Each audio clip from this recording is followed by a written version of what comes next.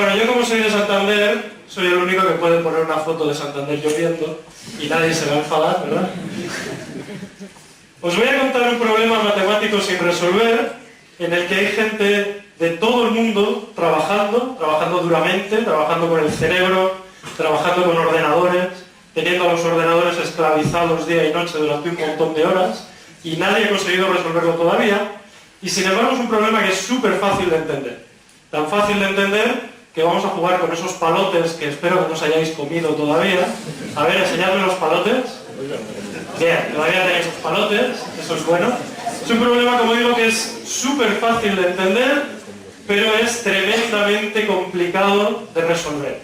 Y la gente lleva trabajando en este problema más de un siglo, y como os digo, hay grupos de gente muy lista que ha estado trabajando en él. Ha habido gente como Martin Gardner, del que hablaba antes Pedro, que popularizó el problema y estaba convencido de que la solución era una, y en una de las charlas pues hubo gente que le encontró una solución mejor que la que él tenía. Así que lo que yo espero de vosotros es que encontréis una solución todavía mejor, pero eso sí, el artículo lo firmamos a medias, pero luego tenemos que sacar los exenios. Así que por favor, si alguien consigue una solución mejor, que me avise. El problema es fácil de explicar. Cada uno tenéis un palote, un par de palotes, vais a tener que colaborar con los vecinos, porque si no, no vais a poder hacer mucho. Y la pregunta es, ¿cuántos palotes podemos colocar de manera que cada uno toque a todos los demás? Podemos ponerlos de manera que se toquen por el medio, entonces aquí el de naranja está tocando al de fresa y también al de manzana. El de fresa sí que toca al de naranja y también toca al de manzana. El de manzana, ellos tienen todos de fresa, pero aquí no. El de manzana toca al de naranja y también toca al de fresa. O podéis hacer otra versión que es un poquito más fácil, que es en la que permitimos que se toquen en los extremos. Esta de aquí sería con barras, con segmentos. Esta de aquí sería con cilindros que consideramos infinitos, ¿vale? Entonces yo os recomiendo que vayáis a la fácil, que es la de que se puede tocar en los extremos. Vosotros vais pensando en ello, vais trabajando, jugáis con el de al lado a ver cuántos palotes podéis hacer de manera que todos toquen con todo. 3 no vale, porque ya está hecho, ¿vale? Si alguien consigue 4, que me lo diga. Vosotros vais trabajando, como digo, en ello. Mientras tanto yo voy contando otras cosas. ¿Sí? Digo, vais trabajando en ello, mientras tanto yo voy contando otras cosas.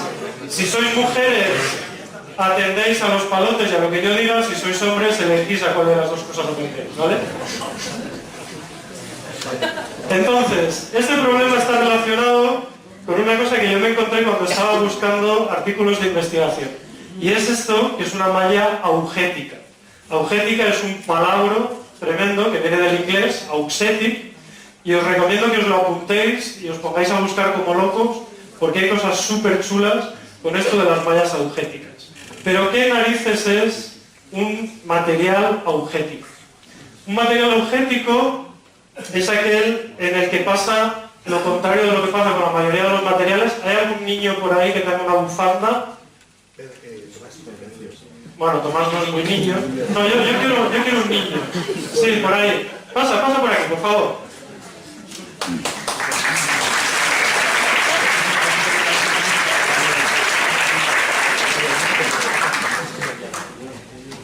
¿Cómo te llamas? Paulo. Muy bien, Paulo. Bueno, no sé si tus padres van a estar muy contentos con esto, pero si agarramos tu buff y tiramos de él hacia arriba, ¿qué le pasa en el medio? En el medio se ensancha o se estrecha. Se estrecha, ¿no? Tira tú a ver. Lo siento, si hace falta un buff nuevo, luego hablamos. Sí, ¿no? Todos tenemos claro que cuando tiramos en un eje longitudinal, vertical, lo que pasa en el eje perpendicular es que se estrecha. Vale. Lo has hecho muy bien, muchas gracias. Un aplauso para ti.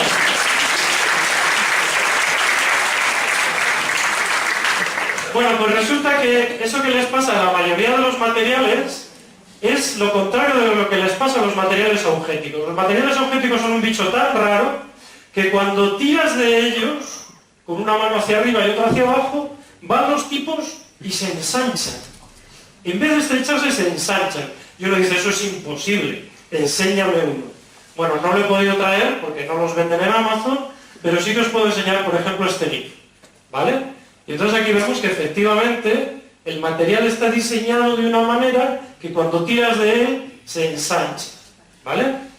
Y esto tiene unas propiedades tremendas. Por ejemplo, ¿a quién se le ocurre para qué puede servir esto? Paula, ¿te lavas los dientes por la noche? Sí, bien, muy bien. ¿Y te pones hilo dental alguna vez? A Paula no le hace falta ponerse hilo dental. ¿Alguien se pone hilo dental?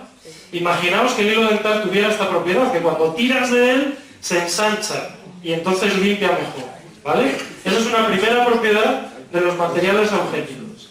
Más propiedades. Se están empezando a utilizar este tipo de materiales para hacer piezas sin demasiadas piezas, o sea, con una sola. Entonces alguien dijo, bueno, voy a hacer una cerradura con una sola pieza, de manera que sea más difícil que se rompa y el cerrajero me cobre un pastón cuando lo llamo a las 12 de la noche.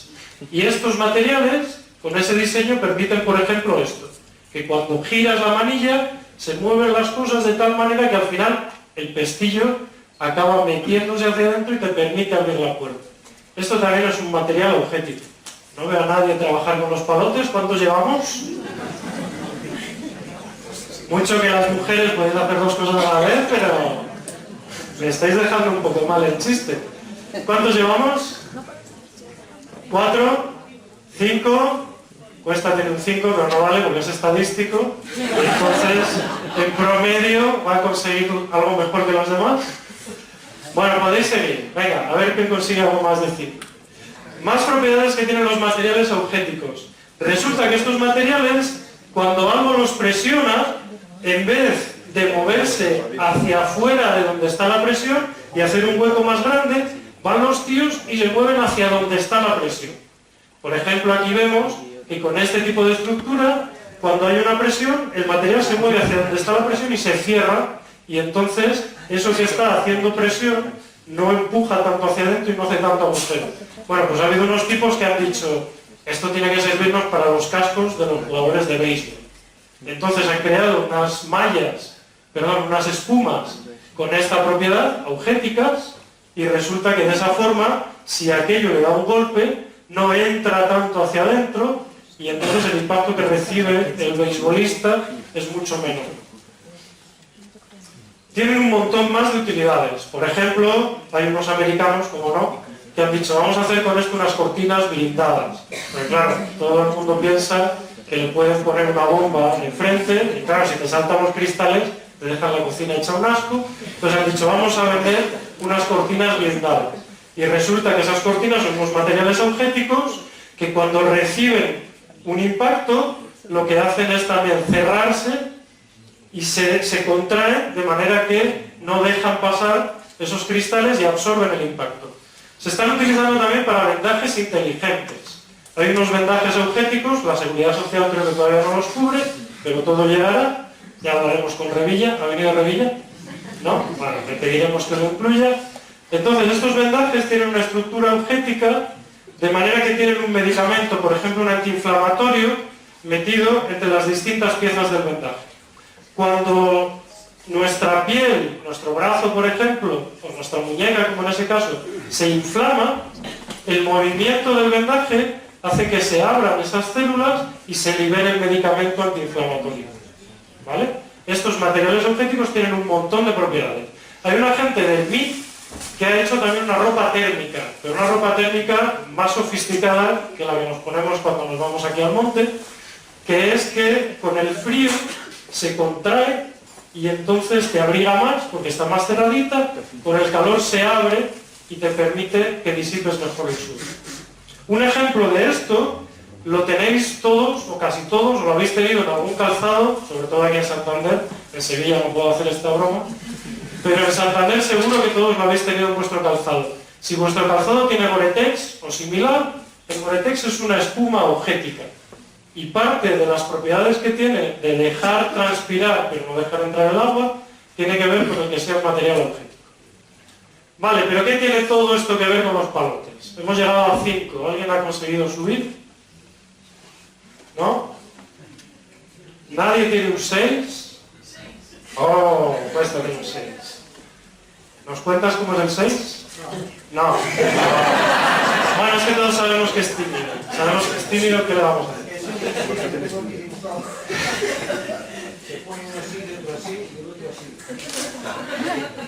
Así.